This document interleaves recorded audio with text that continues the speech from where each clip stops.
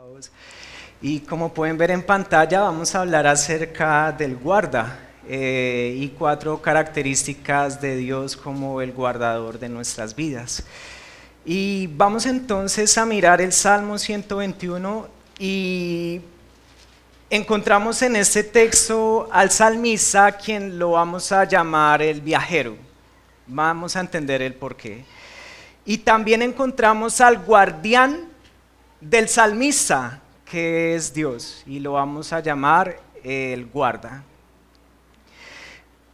Y pensando cómo poderme dar a entender claramente delante de ustedes, quería una ilustración o algo que pudiera ejemplificar este escenario, esta historia, donde tenemos un viajero y un guardián que cuida la vida de este viajero. Y entonces recordamos a Santi, uno de nuestros jóvenes que está sirviendo a la patria y está siendo guarda presidencial justamente.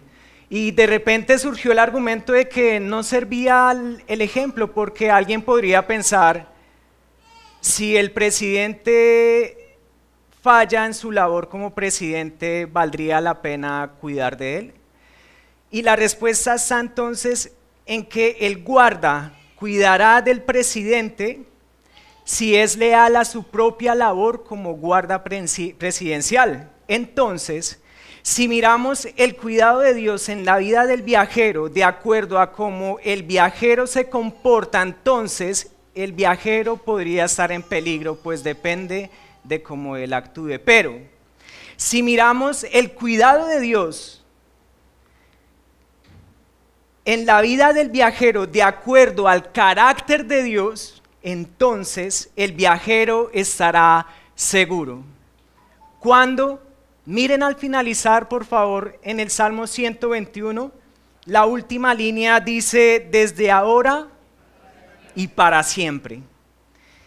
El Salmo 121 está entre los salmos conocidos como los cánticos graduales o los cánticos de los peregrinos, y es la idea de unos hombres que estaban viajando rumbo a Jerusalén para adorar a Dios. Entonces, por eso lo vamos a llamar el viajero. Y estos cantos eran entonados mientras ellos viajaban rumbo a Jerusalén, como lo decíamos anteriormente, para adorar a Dios. Y sabemos que está rumbo a Jerusalén porque justamente Jerusalén está rodeado de muchos montes. Por el norte, por el sur, por el oriente y por el occidente, por todo lado hay montes. De aquí que él diga en el versículo 1, alzaré mis ojos a los montes, y surge la pregunta, que no es una pregunta común y corriente, y vamos a ver por qué. Pregunta él, el viajero, el salmista, ¿de dónde vendrá mi socorro? No solo de montes está rodeado este viajero, pues pregunta de dónde vendrá mi socorro, de manera que podemos pensar que no es una pregunta común y corriente, no es una pregunta normal, sino que está entretejida entre muchos problemas y dificultades que está experimentando, que podría experimentar este viajero en su viaje rumbo a Jerusalén. Es una pregunta que puede resultar de diversas pruebas, como lo dice Santiago. Y la palabra clave en el desarrollo de todo lo que vamos a conversar hoy o de lo que vamos a hablar es esperar. Esperar, ¿recuerdan Santiago? Que tengamos por sumo gozo cuando nos hallemos en diversas pruebas, esperando hasta que Él complete la obra para que seamos perfectos y cabales sin que os falte cosa alguna. Ahora, alguien semejante a Job dijo esas palabras mencionándose al socorro. Y es que vamos a ver por qué esta pregunta no es una pregunta común y corriente, querida iglesia. Esta pregunta está entretejida entre dificultades, y alguien también mencionó la palabra socorro no a manera de pregunta, sino a manera de clamor, diciendo en el capítulo 19, que no lo vamos a mirar, decía en el libro de Job, yo clamo socorro, pero nadie me responde. Protesto, pero no hay justicia, dicho por Job en su libro en el capítulo 19. Y es que cuando vemos a Job, él clama socorro. ¿Por qué? Porque está lleno de dificultades. Hay ciertos problemas que está afrontando la vida de Job. Es de las muchas dificultades del viaje que nace la pregunta ¿de dónde vendrá mi socorro? Y nosotros podemos pensar en el libro de Job, cómo perdió su empresa, cómo perdió sus hijos, cómo perdió los trabajadores de su confianza, cómo inclusive llegó la enfermedad y una serie de cosas más, y por eso él dice ¡socorro! Porque esta pregunta que hace el salmista viene no de una pregunta puntual, sino de una serie de situaciones que se pueden presentar en el viaje del peregrino y por tanto en nuestro viaje. Es la pregunta que el salmista hace en el versículo 1, ¿de dónde vendrá mi socorro? Y responde además, mi socorro viene de Jehová. Es decir, el Señor guarda la vida del viajero y guarda tu vida y la mía. Padre, te damos gracias, sé que Pastor ya oró por ese tiempo, querido Dios, más te pido por favor que nos ayudes a escucharte, Señor bendito, y seguramente como Job, habemos muchos aquí que estamos en diversas pruebas, entre los presentes a lo mejor alguien esté a punto de tomar una mala decisión en su vida, Señor, y es mi oración que en amor ellos o nosotros podamos verte a ti y esperar, confiados en que tú guardas nuestra vida. Padre, te damos gracias y oramos en el nombre de Jesús. Amén. Bien, entonces vamos a ver cuatro características de Dios como Él guarda. Cuatro características. Primera, altura. Segundo, atención. Tercero, abrigo. Y cuarto, alcance. Vamos a ver esas cuatro características de Dios como el guarda del viajero.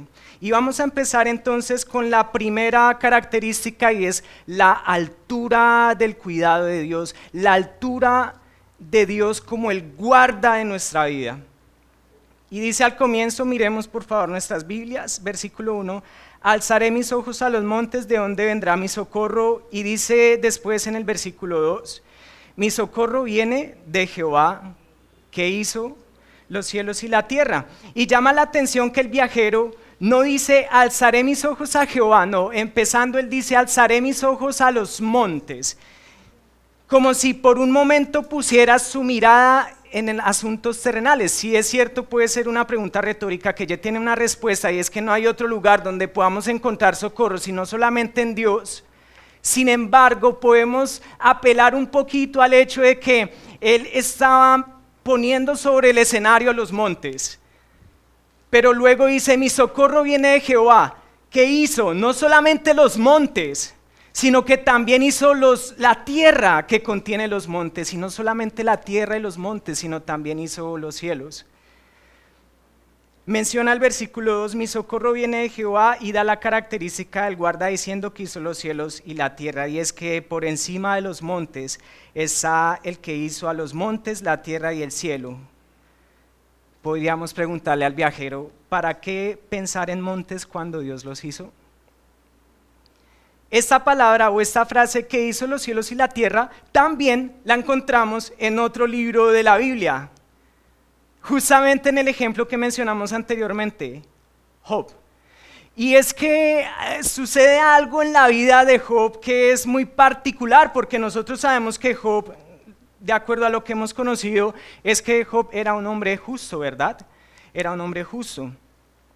Sin embargo, Dios está acá, Job está aquí, y era necesario que Job comprendiera la altura de Dios sobre sus circunstancias y empieza a orar una serie de problemáticas, dificultades en la vida de Job, para decirle a Job con el amor, el respeto y también con firmeza, Job, baja.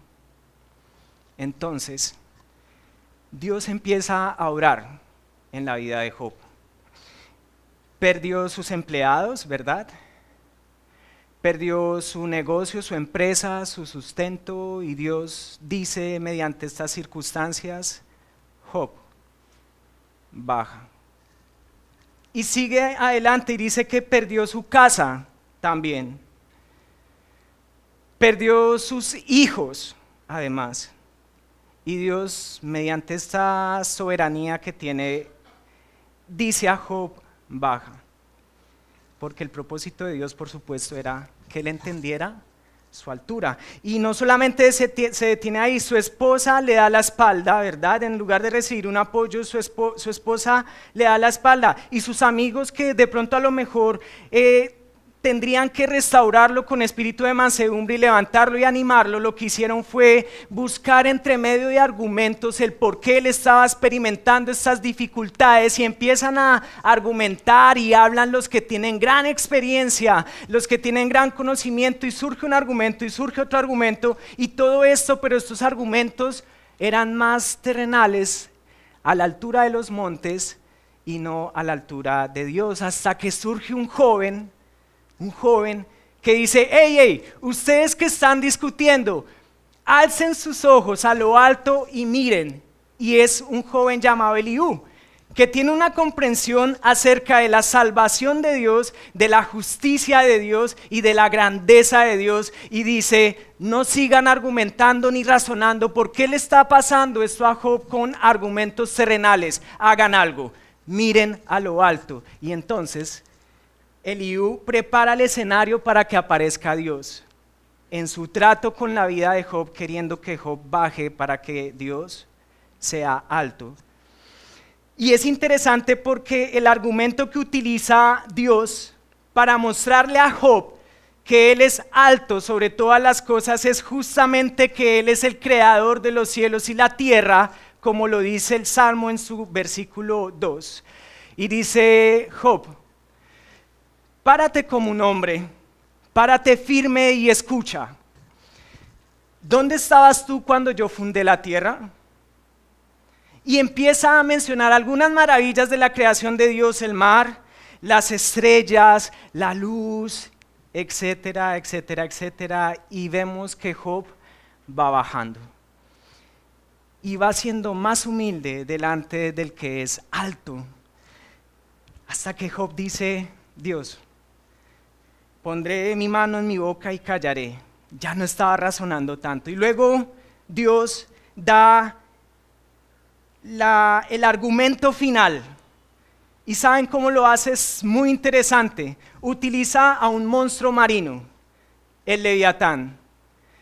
Un monstruo marino que tiene ciertas características, y quiero mencionar al Leviatán porque es importante para entender lo que ocurrió después en la vida de Job al mencionar al Leviatán, y cómo Job llegó a observar no las circunstancias, sino a Dios que está arriba. Y Dios dice, tú puedes amarrarle la nariz al Leviatán, quizás puedes coger al Leviatán y tenerlo como una mascota en tu casa, podrás tú ponerle la mano encima, si lo haces de hecho te arrepentirás porque no querrás volver a pelear contra él.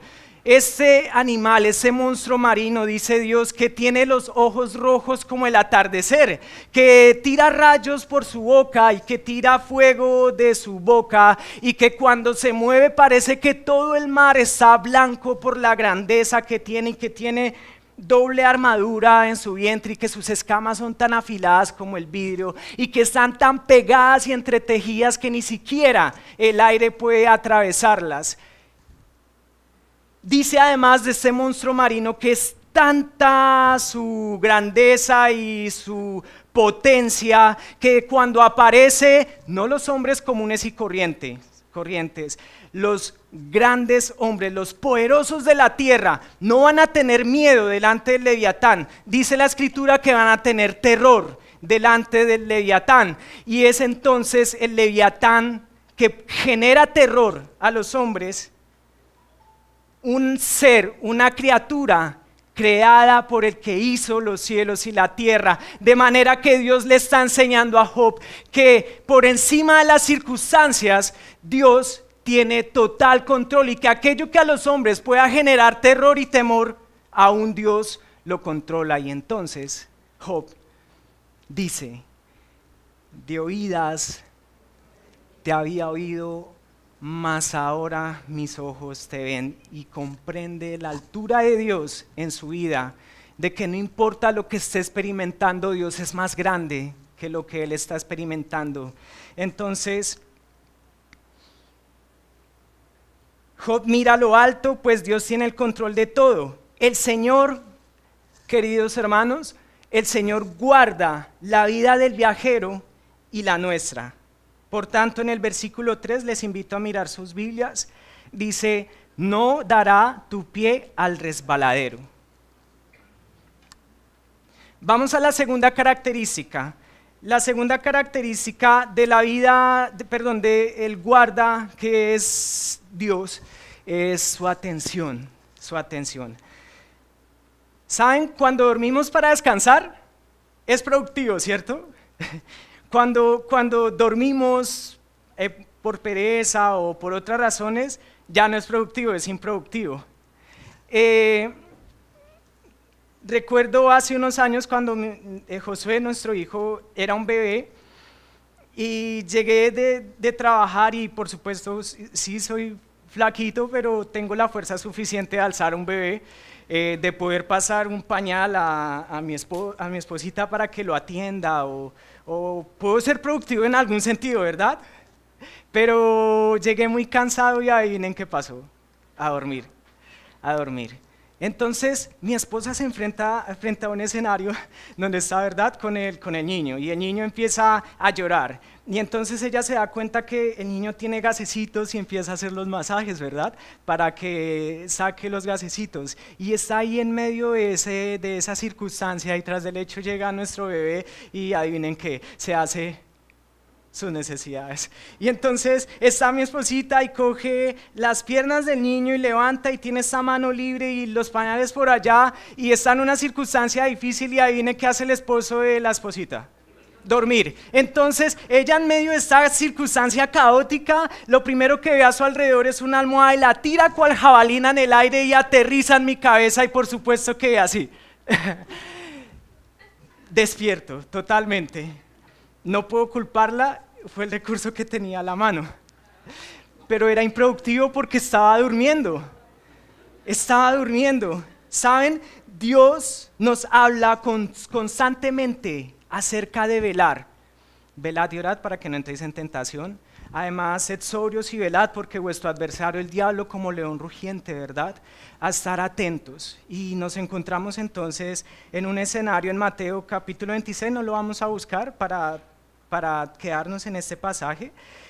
Les compartiré de qué se trata y es acerca de nuestro Salvador Jesús y cómo Jesús llega con su círculo íntimo y trae a sus discípulos, y Jesús está experimentando una gran angustia porque por supuesto iba a entregar su vida ante el juicio de Dios por ti y por mí, y está en esa angustia y les dice a ellos: acompáñenme porque estoy muy angustiado, acompáñenme a orar. Entonces coge a sus discípulos, los lleva al Getsemaní y los deja ahí un momentico y se va y ora al Padre, y cuando vuelve nuevamente Jesús a donde estaban sus discípulos estaban dormidos, y entonces Jesús dice: velad y orad para que no entréis en tentación, el espíritu a la verdad está dispuesto pero la carne es débil, y se va por segunda vez a hablar con su Padre diciéndole: estoy angustiado hasta la muerte, y luego regresa donde estaban sus discípulos y adivinen qué, dormidos. Se va por tercera vez, ora a su Padre y llega y sus discípulos estaban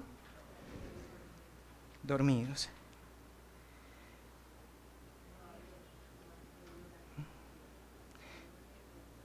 Necesitamos velar.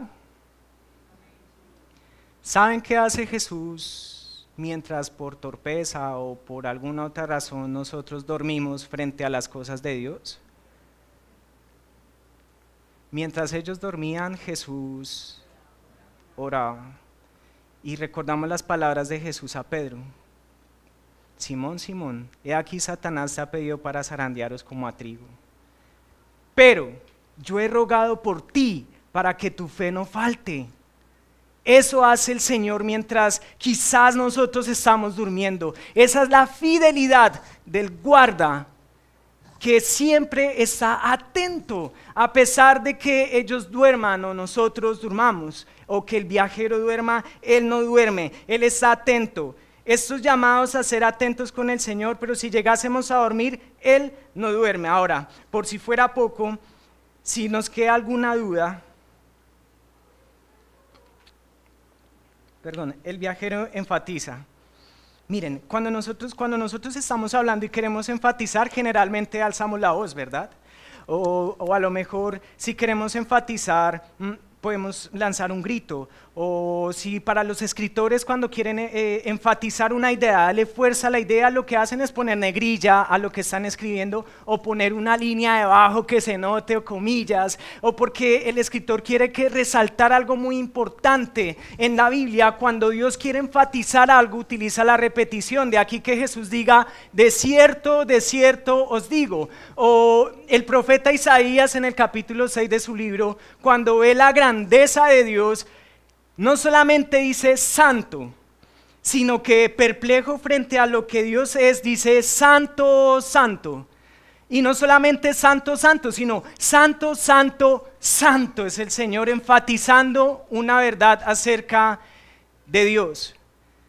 Dios hoy quiere enfatizar esa verdad en nuestras vidas, que no importa lo que el viajero esté experimentando, Él no duerme. Lo dice 3 veces.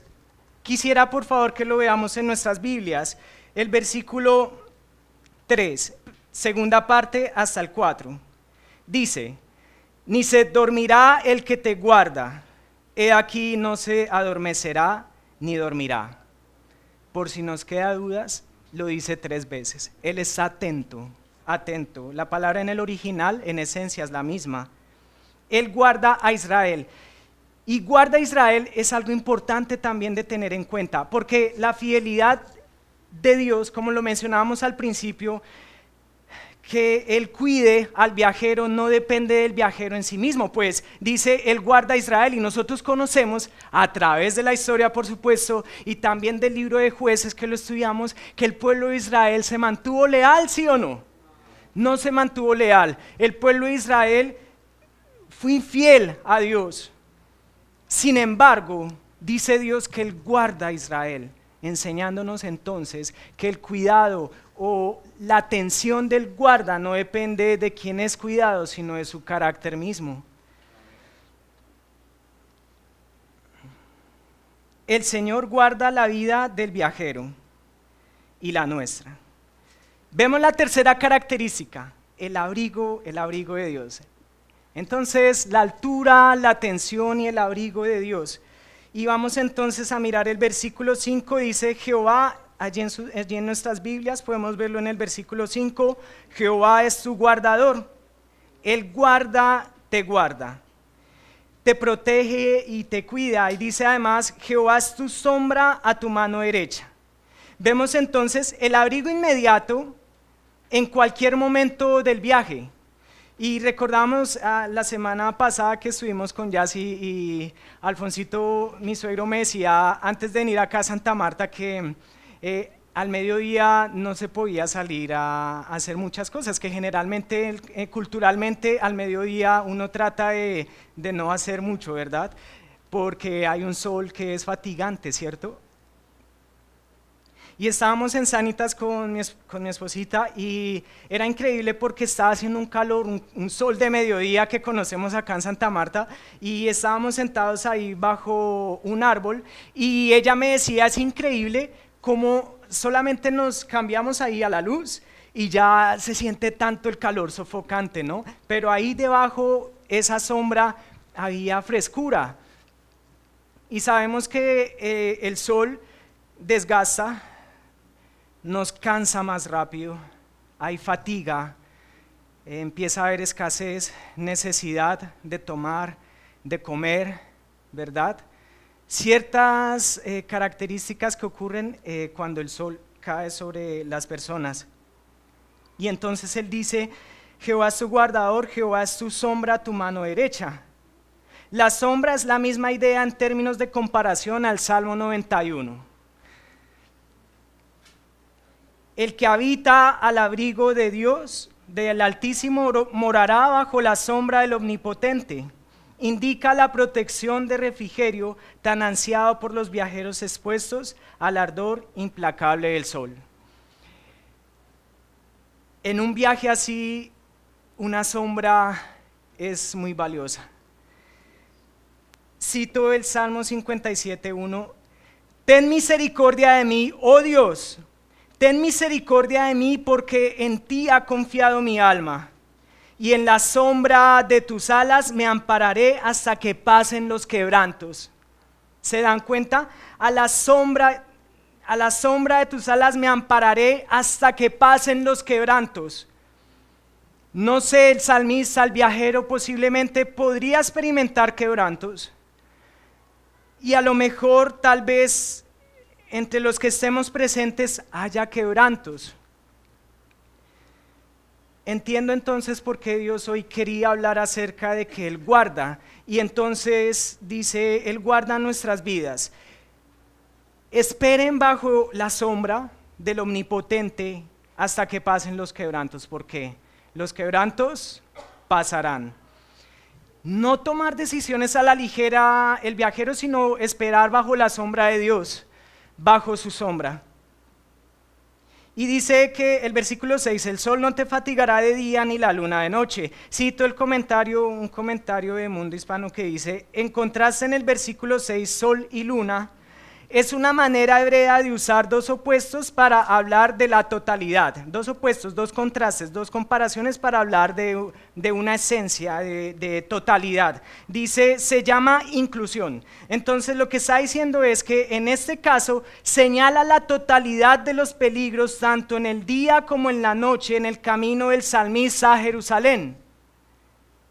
El Señor guarda la vida del viajero y la nuestra, iglesia.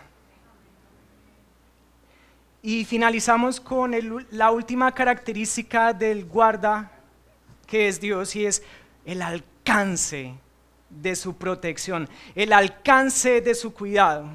Versículo 7, si quieren por favor mirar sus Biblias, dice que Jehová te guardará de algún mal, de todo mal. Él guardará tu alma. Jehová guardará tu salida y tu entrada desde ahora y para siempre. Jehová te guardará de todo mal. Es su cuidado alcanza a guardarnos de cualquier mal, de cualquier mal. El versículo 7 en la parte segunda, Él guardará tu alma. Su cuidado alcanza lo profundo de nuestro ser. El versículo 8 al principio, tu salida y tu entrada, su cuidado alcanza todo aspecto de nuestra vida aquí.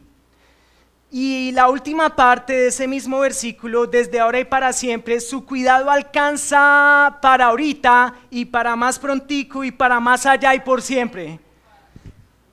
Es su cuidado. Y dice, ¿qué significa que Él guarda de todo mal? Es un hecho indudable que nada puede venir a la vida de un creyente sin la voluntad permisiva de Dios. Para nosotros no hay circunstancias al azar, suerte, accidentes sin propósito ni tragedias fatales.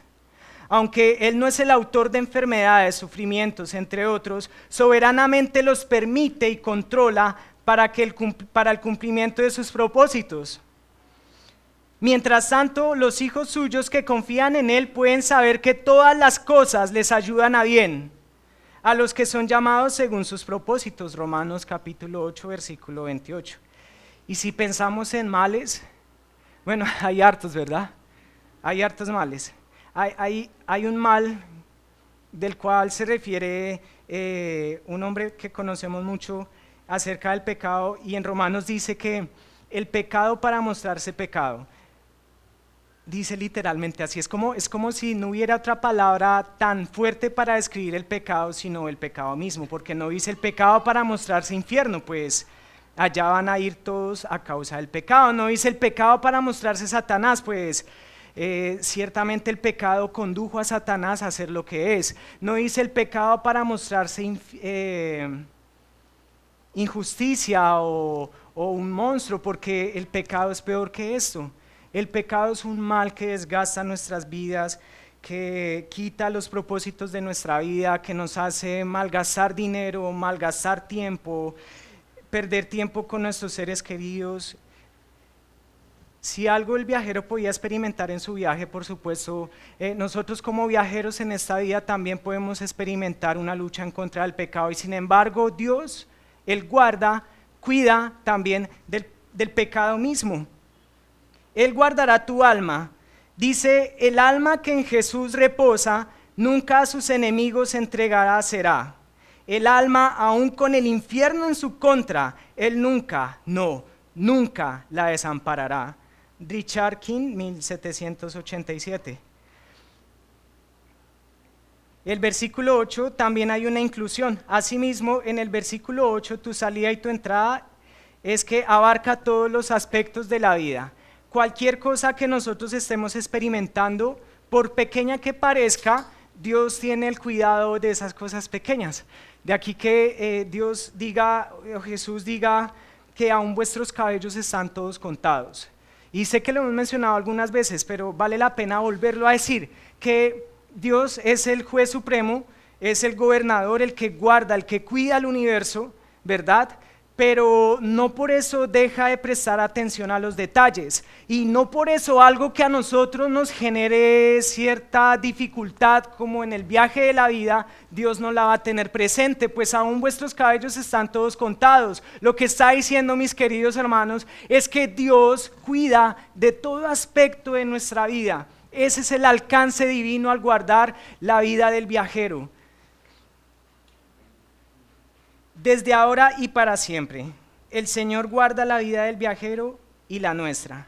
Y concluimos diciendo algo, y vamos a tomar un tiempo aquí haciendo unas preguntas. Dice, más adelante, primero leemos, hay un mal del cual también guarda Dios. Hay un mal del cual guarda Dios.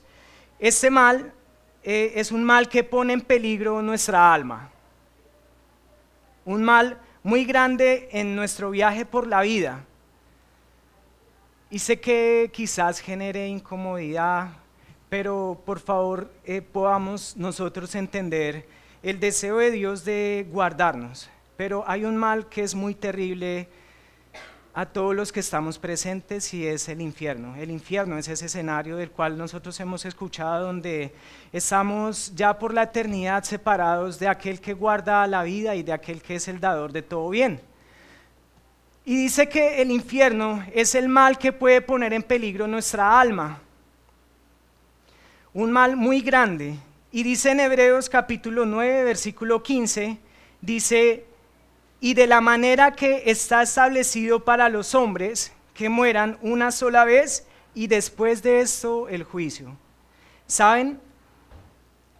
El viajero que escriben allí en el Salmo, y todos nosotros, ustedes y yo, estamos en un viaje en el cual un día tendremos que dar cuentas delante del Creador, delante del Juez Supremo.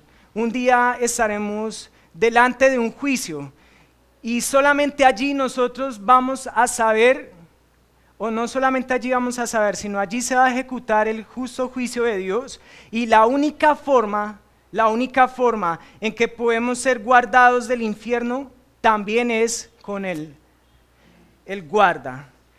Porque si una vez vamos a estar sujetos en el juicio, Dios ha brindado una solución. Es decir, no está solamente la mala noticia de una circunstancia que puede poner en peligro la vida del viajero, sino también está la solución, la buena noticia y la esperanza de que en ese juicio nosotros podemos tener perdón de pecados y la oportunidad de estar de estar con Dios para siempre.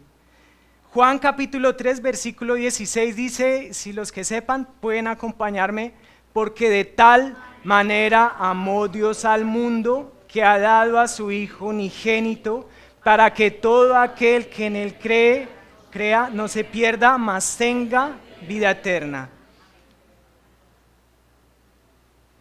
¿Estás en peligro de perder tu alma en el infierno si llegásemos a morir? Dios ha entregado a su único Hijo para que si crees en Él tengas vida eterna y seas guardado del mal del infierno.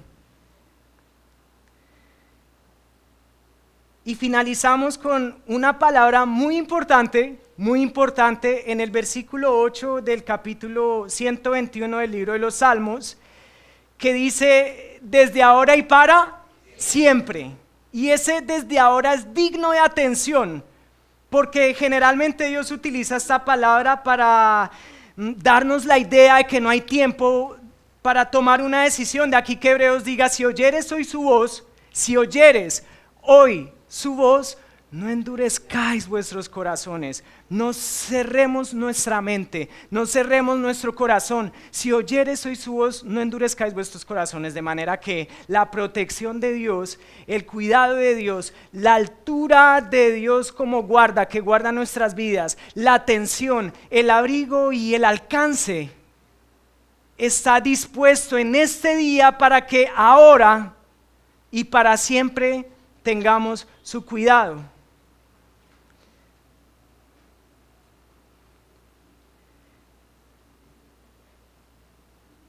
Y las preguntas: ¿de qué sirve la medicina a nuestra enfermedad si no la consumimos?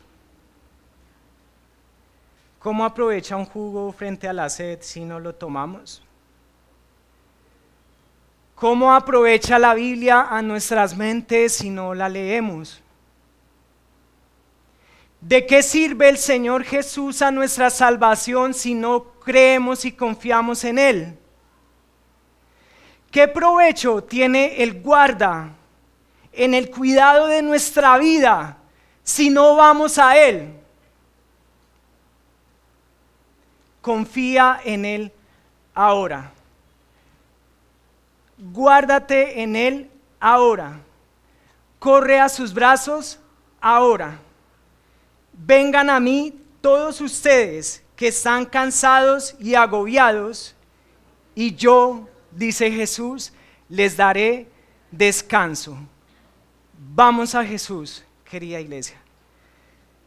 Padre, te damos las gracias, Dios, por permitirnos aprender de ti, de tu grandeza, de la altura de tu cuidado, Señor, del amparo tuyo en nuestra vida, Señor, de el alcance de tu protección que no se limita a lo circunstancial o a lo terrenal, sino a muchas áreas de nuestra vida, Señor. La profundidad de tu alcance en el cuidado de nuestras vidas es grande, como tú cuidas del viajero. Y te damos gracias, Señor, porque en toda circunstancia tú cuidas no solamente del viajero, sino que guardas nuestras vidas, amado Padre. Te rogamos, Señor, que nuestra mirada no se ponga a los montes o razonemos como lo hacía Job acerca del por qué están pasando algunas cosas en nuestra vida, sino que lleguemos al punto de entender que tú eres mayor y que tú estás bajo el control y el dominio de todo, y que en ti podemos encontrar esperanza y por tanto esperar hasta que pasen los quebrantos. Señor, que podamos guardarnos bajo la sombra de tus alas, amado Padre. Y te pido, Señor, que no posterguemos esta decisión, sino que hoy, ahora, vayamos a ti y entonces encontremos la salvación a nuestra vida y a nuestra alma. En el nombre de Jesús, amén. Gracias.